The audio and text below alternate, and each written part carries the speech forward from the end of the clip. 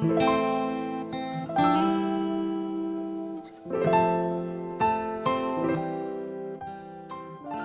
sejahtera, selamat berjumpa kembali Bapak Ibu Saudara di dalam acara Santapan Rohani. Sebelum kita belajar bersama dengan firman Tuhan, mari kita akan sama-sama berdoa. Segala puji hormat dan syukur kami naikkan ke hadapan Tuhan Allah yang Maha Tinggi, Allah yang di dalam Yesus Kristus. Kami mengucap syukur pada kesempatan ini. Kami merendahkan hati kami berdoa agar Tuhan berkenan untuk memberikan pewahyuan kepada kami, agar kami dapat mengerti setiap rancangan-Mu Bapa. Terima kasih Bapa. Kami berdoa di dalam nama Tuhan Yesus. Haleluya. Amin. Baik Bapak Ibu Saudara yang terkasih dalam Tuhan, pada kesempatan ini kita akan belajar dengan firman Tuhan dengan satu tema, tabahkanlah hatimu. Saya ambil dalam Kisah Para Rasul pasal 27 ayat yang ke-25. Sebab itu, tabahkanlah hatimu, saudara-saudara, karena aku percaya kepada Allah bahwa semuanya pasti sama seperti yang dinyatakan kepadaku. Amin. Bapak Ibu Saudara yang terkasih dalam Tuhan, Rasul Paulus menasihatkan kepada teman-teman yang seperjalanan untuk menuju ke Roma.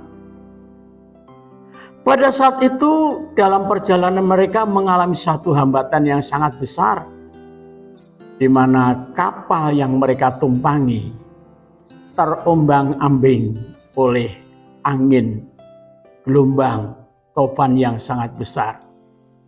Sehingga para nakoda tidak ada yang bisa mengatasi. Bahkan kapal itu pada hakikatnya akhirnya kapal itu sampai hancur karena diterjang oleh badai, gelombang, ombak yang begitu besar.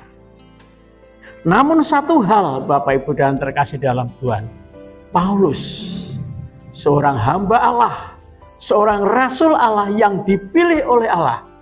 Pada saat itu sebenarnya Paulus adalah orang tahanan. Orang tahanan yang harus naik banding kepada kaisar.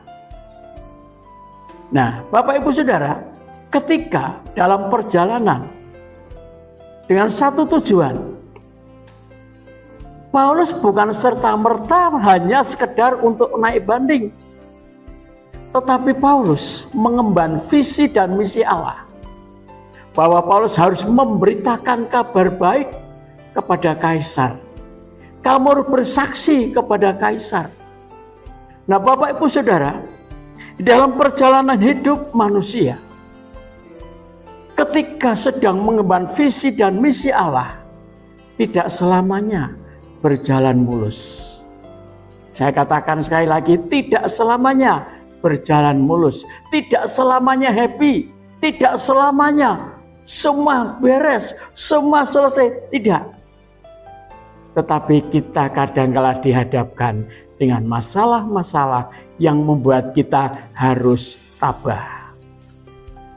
Ketabahan adalah salah satu, saya katakan salah satu, dari kita menghadapi masalah untuk kuat, untuk mampu menjalani dalam sebuah kehidupan. Karena tidak ada satu kehidupan yang tidak ada masalah. Sekali lagi saya katakan, tidak ada satu kehidupan yang tidak ada masalah. Perjalanan hidup selalu diwarnai dengan masalah, dengan persoalan, dengan problem. Apakah itu persoalan dari dalam, apakah itu persoalan dari luar. Tetapi satu hal, kita harus senantiasa tabah. Dengan ketabahan itu Bapak Ibu Saudara, kita akan melewati berbagai kesulitan, berbagai persoalan, berbagai masalah yang kita hadapi. Dan ketabahan itu Bapak Ibu Saudara, bukan serta-merta datang dengan sendirinya, ada dengan sendirinya, tidak. Tetapi Alkitab mencatat dengan jelas Rasul Paulus berkata,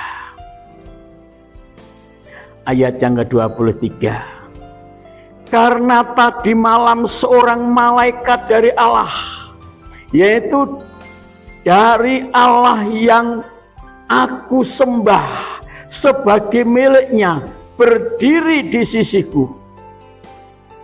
Dan ia berkata, jangan takut Paulus, engkau harus menghadap Kaisar. Dan sesungguhnya oleh karena Allah, maka semua orang yang ada bersama-sama dengan engkau di kapal ini akan selamat karena engkau. Bapak Ibu Saudara, Paulus tahu bahwa Allah yang memerintahkan Paulus untuk supaya pergi ke Kaisar, ada Allah yang menyertai. Ketika terjadi gelombang badai mengamuk, tiba-tiba malaikat Tuhan datang di sisi Paulus berkata, jangan takut Paulus, jangan takut Paulus. Ya. Bukan hanya Paulus yang diselamatkan, tetapi orang-orang yang ada di dalam kapal itu pun akan selamat. Paulus berkata, sehelai rambutmu pun tidak akan rontok, tidak akan jatuh, tidak akan gugur. Saudara, kenapa? Karena Paulus tahu. Paulus tahu bahwa Allah yang disembah adalah Allah yang hidup, bukan Allah yang mati. Allah yang hidup, Allah yang disembah oleh Paulus dengan terbukti. Saudara, Allah mendasarkan seluruh alam semesta. Allah menjaga, memelihara seluruh alam semesta. Dan Allah menyelamatkan manusia. Dia berinkarnasi menjadi manusia. Dia menjadi manusia berdosa, tetapi dia tidak pernah berbuat dosa. Untuk apa? Untuk menyelamatkan manusia berdosa. Jadi siapapun manusianya yang telah berdosa, yang telah berbuat dosa, dia berhak untuk menerima keselamatan, berhak untuk menerima penebusan, yaitu penebusan darah Yesus. Bapak Ibu Saudara, setelah Yesus mati di kayu salib, dia dikubur, dia bangkit dari antara orang mati. Kenapa? Karena dia Allah yang hidup. Jadi walaupun dia sudah menjadi manusia, memakai pakaian tubuh manusia berdosa sekalipun, ketika dia dijatuhi hukuman mati, dia disalibkan di Bukit Golgota untuk menebus dosa manusia. Lalu dia dikuburkan di sebuah makam yang kosong, yang belum pernah dipakai. Dan pada hari yang ketiga dia bangkit dari antara orang mati. Kenapa? Karena dia Allah yang hidup. Selama 3 hari dia pergi ke kubur, pergi ke neraka, pergi ke alam maut, pergi ke dunia orang mati. Untuk apa? Dia memberitakan Injil kepada orang-orang yang sudah mati sejak zamannya Nuh. Jadi beda, saudara. Orang pergi ke neraka, dia dimasukkan ke dalam neraka, dia tidak akan pernah kembali lagi. Tapi Yesus, dia berada di neraka 3 hari 3 malam. Dia bangkit dari antara orang mati. Kenapa? Dia Allah yang hidup.